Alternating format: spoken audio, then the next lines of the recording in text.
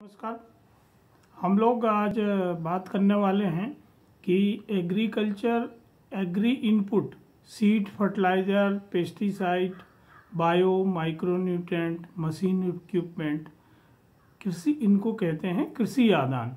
इन कृषि आदानों के व्यापार करने में क्या क्या एंट्री बैरियर हैं और ई फसल उन एंट्री बैरियर्स को कैसे दूर कर रही है।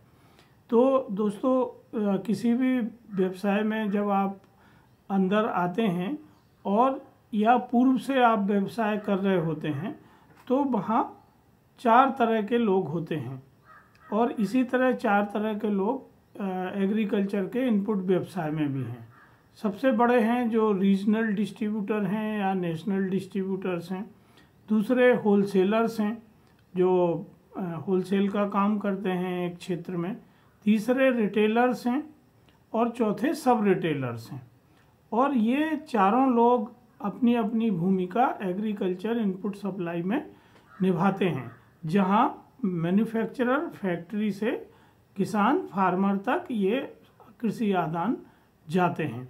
तो इनमें हर सीजन में आप देखते हैं कि प्राइस बार चलता है, कीमत का डिफरेंस बहुत होता है और ये कीमत के डिफरेंस की वजह से बहुत सारे लोग या तो बिजनेस बंद कर देते हैं या बिजनेस में उनको घाटा उठाना पड़ता है। दूसरी तरफ कि जो लोग नए इंटर कर रहे हैं, जैसे नए स्टार्टअप्स हैं या नए फार्मर प्रोड्यूसर ऑर्गेनाइजेशन हैं, उनको इस मार्केट में एंट्री करने में काफ़ी कठिनाई होती है और भारी दिक्कतों का सामना करना पड़ता है।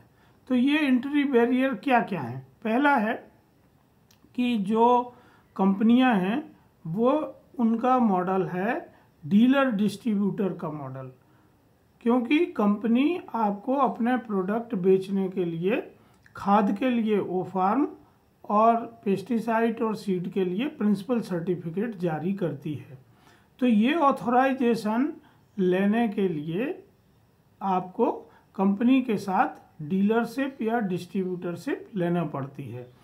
या तो कंपनियां डीलरशिप डिस्ट्रीब्यूटरशिप देती नहीं हैं छोटे व्यापारियों को या दूर के स्थान के व्यापारियों को, या जो नए लोग इस क्षेत्र में आ रहे हैं, जो नया काम शुरू करना चाहते हैं, नए स्टार्टअप हैं या नए एफपीओज हैं, उनको कंपनियां डीलर डिस्ट्रीब्यूटरशिप नहीं देती हैं, क्योंकि उनका वॉल्यूम कम होता है और उन्हें उम्मीद होती है कि जो उनका स्थापित मार्केट है वो ये खराब कर देंगे। तो इसकी वजह से ये डीलरशिप डिस्ट्रीब्यूटरशिप मिलती नहीं है। अगर मिलती है तो उसकी टर्म्स कंडीशन ऐसी बनाई जाती हैं कि जो छोटा व्यापारी या नया आने वाला संस्थान है वो खुद ही उस डीलर डिस्ट्रीब्यूटरशिप को ना ले और जो उनका प्रेजेंट डीलर डिस्ट्रीब्यूटरशिप सिस्टम है उसी से वो उसी चैनल से मटेरियल खरीदे। तो बहुत हाई डिपॉजिट जमा कराना पड़ते हैं, बहुत ज़्यादा टारगेट होता है और जो पॉपुलर प्रोडक्ट हैं उनके साथ दूसरे प्रोडक्टों की टैगिंग की जाती है, जो ये छोटे व्यापारी एफपीओ या स्टार्टअप शुरू में नहीं कर पाते हैं। तो इस वजह से भी वो इस डीलर डिस्ट्रीब्यूटरशिप को नहीं ले पाते हैं। दूसरा जो बैरियर है वो भारत सरकार ने लगाया हुआ है कि यदि आपको खास तौर से पेस्टिसाइड और फर्टिलाइज़र, केमिकल फर्टिलाइज़र का बिजनेस करना है तो आपके पास बीएससी एजी, बीएससी बायोलॉजी या बीएससी सोशल फॉरेस्ट्री की डिग्री होना चाहिए। अब जो दूर दराज के इलाके हैं या जो किसानों के संगठन हैं, एफपीओज हैं या नए स्टार्टअप हैं, कई बार उनके पास इस डिग्री के लोग नहीं होते हैं तो उनको लाइसेंस नहीं मिलता है। तीसरा जो बैरियर है वो है वॉल्यूम का। जैसे मैंने आपसे कहा कि यदि आप डीलर डिस्ट्रीब्यूटरशिप लेते हैं तो हाई वॉल्यूम में आपको बेचने के एनुअल टारगेट दिए जाते हैं और टैगिंग की जाती है। दूसरा है कि जो कंपनियां हैं वो नए और पुरानों में डिफरेंस करती हैं और पुरानों में भी वो वॉल्यूम के हिसाब से अलग अलग उनको टर्म्स कंडीशन देती हैं सेम कमोडिटी के या सेम प्रोडक्ट के व्यवसाय करने के लिए। तो जो पुराने डीलर होते हैं, पुराने डिस्ट्रीब्यूटर होते हैं, उन्हें कंपनियां 60 दिन, 90 दिन या 120 दिन की क्रेडिट पे भी मटेरियल देती हैं, और नए लोगों को यही मटेरियल कैश पे खरीदना होता है। तो इससे उनको भारी असुविधा होती है, क्योंकि जब वो कैश लेते हैं तो उन्हें बैंक से लोन लेना पड़ता है या कहीं और से पैसा रेज करना पड़ता है, तो उसकी कॉस्ट भी होती है, क्योंकि उन्हें इंटरेस्ट देना पड़ता है। तो ये एक और बैरियर क्रिएट होता है। जो अगला बैरियर है वो है कि कंपनियां हर साल सीजन शुरू होने के 3 या 4 महीने पहले बुकिंग स्कीम निकालती हैं। कई कंपनियां सीजन के साल भर पहले भी बुकिंग स्कीम निकालती हैं, और इसमें वॉल्यूम के हिसाब से या लॉयल्टी के हिसाब से अलग अलग तरह के डिस्काउंट होते हैं। कुछ डिस्काउंट ऐसे होते हैं जो हिडन डिस्काउंट होते हैं, कुछ डिस्काउंट ऐसे होते हैं जो ऑब्वियस डिस्काउंट होते हैं, जिनके बारे में कंपनी अपनी पॉलिसी में बताती है, पर वो वॉल्यूम के हिसाब से घटते बढ़ते हैं। तो जिनका वॉल्यूम ज़्यादा होता है उनको डिस्काउंट ज़्यादा मिलते हैं, जिनका वॉल्यूम कम होता है उनको डिस्काउंट कम मिलते हैं। तो उन्हें मार्केट में फिर ये एक बैरियर का सामना करना पड़ता है। फिर कुछ कंपनियों की एडवांस लिफ्टिंग स्कीम है कि आप उनका प्रोडक्ट उठा के ऑफ सीजन में अपने गोडाउन में रखते हैं, तो उसके भी वो डिस्काउंट अलग से आपको देते हैं। इस तरह से बहुत सारी कंपनियां हैं जिनके प्रोडक्ट किसानों के बीच में बहुत पॉपुलर हो गए हैं। तो उन कंपनियों की ये एक जानी बूझी स्ट्रेटेजी है कि वो अपने मटेरियल की शॉर्टेज क्रिएट करती हैं। अगर आप 100 क्विंटल बुक करेंगे तो वो आपको 40 क्विंटल ही सप्लाई मिलेगा। इससे क्या होता है कि मार्केट में एक आर्टिफिशियल स्केर्सिटी क्रिएट हो जाती है, और जो लोगों ने डीलर डिस्ट्रीब्यूटर ने जो कंपनी के साथ पैसा लगाया है उनको प्रोडक्ट बेचने में आसानी रहती है। दूसरे उनको हाई रिटर्न भी मिल जाते हैं, क्योंकि आर्टिफिशियल स्केर्सिटी में यही मटेरियल ब्लैक में बिकना शुरू होता है। तो ये एक दिक्कत होती है। अगला है कि जो लोग ई कॉमर्स कर रहे हैं या जो बड़े रीजन में काम करते हैं, वहाँ कंपनियाँ मटेरियल नहीं देती हैं, क्योंकि कंपनियों का जो पुराना मॉडल है उसी पे वो अभी चल रही हैं, और वो ई कॉमर्स के हिसाब से अभी बदल नहीं रही हैं। तो उनके प्रोडक्ट के रीजनल बारकोड होते हैं या रीजनल बैच नंबर होते हैं कि किस रीजन के लिए ये मटेरियल उनने रिलीज़ किया है, और वो उनके डब्बे के ऊपर, प्रोडक्ट की पैकिंग के ऊपर भी लिखा रहता है। तो जो ई कॉमर्स स्टार्टअप कर रहे हैं या जो बड़े क्षेत्र में डिस्ट्रीब्यूटरशिप का काम करते हैं, उनके सामने एक बहुत बड़ी समस्या हो जाती है कि उनको सिंगल पॉइंट से मटेरियल नहीं मिलता है, क्योंकि कंपनियों के एक ही ज़िले में अलग अलग रीजन होते हैं और उस रीजन का अलग अलग मटेरियल आता है।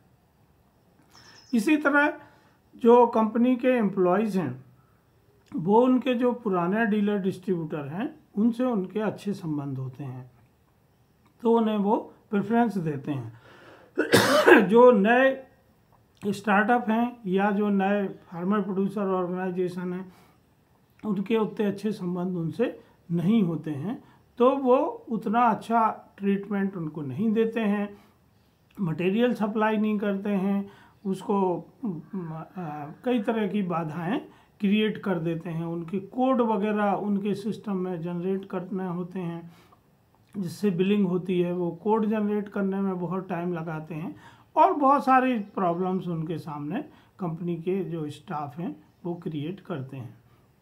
अगला जो बैरियर है वो गवर्नमेंट की तरफ से है, क्योंकि गवर्नमेंट भी मार्कफेड और कोऑपरेटिव सोसाइटीज़ के माध्यम से किसानों को मटेरियल बेचती है, ख़ास तौर से खाद। तो जब खाद आता है तो गवर्नमेंट हमेशा ऑर्डर निकाल के देती है कि आपको टोटल वॉल्यूम का 100%, 75% या 50% केवल सोसाइटी को ही सप्लाई करना है, आप प्राइवेट व्यापारी को ये सप्लाई नहीं कर सकते हैं। तो इससे भी प्राइवेट दुकानदारों को, एफपीओज़ को और स्टार्टअप को मटेरियल नहीं मिलता है।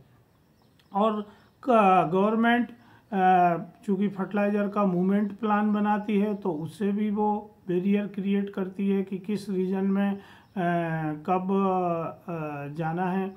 सरकार इंपोर्ट का टारगेट तय करती है तो कौन सी कंपनी कितना मटेरियल इंपोर्ट करेगी उससे वो कंट्रोल करते हैं। जो सब्सिडी भारत सरकार देती है फर्टिलाइज़र पर, उस सब्सिडी के थ्रू भी वो कंट्रोल करते हैं। तो इस तरीके से एक बहुत सारे बैरियर्स हैं। अगला जो बैरियर है कि जो कंपनियां प्रोडक्ट के ऊपर मैक्सिमम रिटेल प्राइस लिखती हैं वो एग्रीकल्चर प्रोडक्ट में बहुत हाई लिखे जाते हैं और कोई भी प्रोडक्ट एमआरपी पे नहीं बिकता है। तो कागज़ के ऊपर कहने को ये रहता है कि कोई भी प्रोडक्ट ब्लैक में नहीं बिक रहा है, पर जो एमआरपी है और जिस रेट पे प्रोडक्ट बिक रहा है उसके बीच में भारी अंतराल होने से ये प्राइस बार हमेशा चलता रहता है। और इसमें जो छोटे व्यापारी हैं, एफपीओज हैं या नए स्टार्टअप हैं, उनके सामने उस प्रोडक्ट को बेचने की समस्या आती है। इन सब कारणों से क्या होता है कि जब मार्केट में कंपनियां एक आर्टिफिशियल वातावरण बनाती हैं तो स्पूरियस प्रोडक्ट बहुत ज़्यादा हो जाते हैं, लो क्वालिटी के प्रोडक्ट हो जाते हैं, एक्सपायरी डेट के प्रोडक्ट आ जाते हैं और नकली प्रोडक्ट बहुत ज़्यादा मात्रा में उपलब्ध होते हैं जो ये छोटे व्यापारी बेचते हैं किसानों को, और इससे किसानों को भारी मात्रा में नुकसान होता है। भारत सरकार की रिपोर्ट के अनुसार हमारे देश में 68% जो प्रोडक्ट हैं वो उस गुणवत्ता के नहीं हैं जिस गुणवत्ता के होना चाहिए, क्योंकि भारत सरकार ने fertiliser control act, seed control act, pesticide control act के तहत स्टैंडर्ड निर्धारित किए हैं। तो जो मार्केट में प्रोडक्ट होते हैं 68% प्रोडक्ट उस स्टैंडर्ड के नहीं होते हैं। तो ये सब कठिनाइयों को देखते हुए ई फसल ने एक फ्रेंचाइजी मॉडल डेवलप किया है जहां हम छोटे व्यापारियों को, छोटे दुकानदारों को, एफपीओज को, स्टार्टअप को या इंडिविजुअल डायरेक्ट मार्केट सेलिंग को बढ़ावा देते हैं और फैसिलिटेट उन्हें करते हैं और इन बैरियर से निपटने में, इन बैरियर्स को तोड़ने में हम उनकी मदद करते हैं।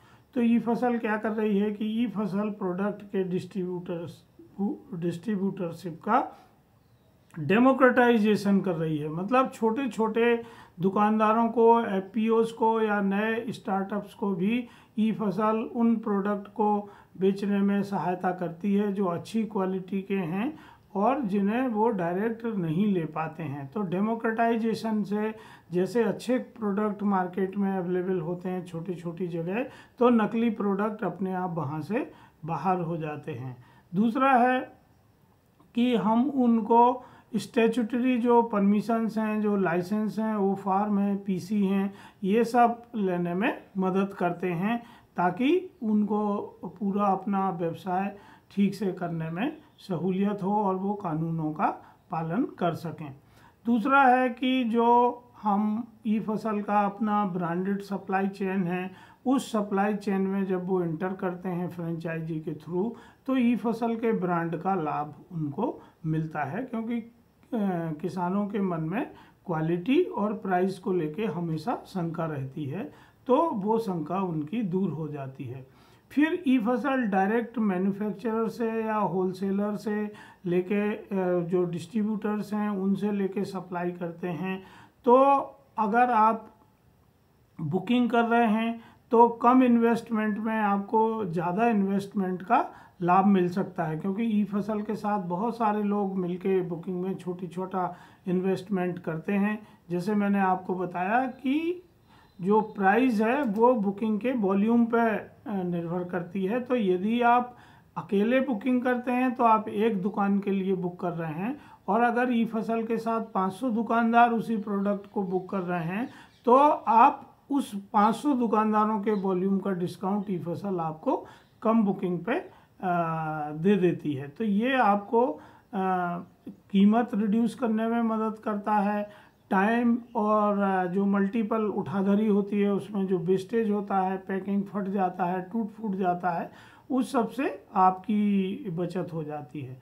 आपको डायरेक्ट कंपनियों से या डायरेक्ट होलसेलर से प्रोडक्ट मिलने से फ्रेश प्रोडक्ट मिलते हैं और वो होलसेल की प्राइस पे होते हैं, तो क्वालिटी की गारंटी रहती है।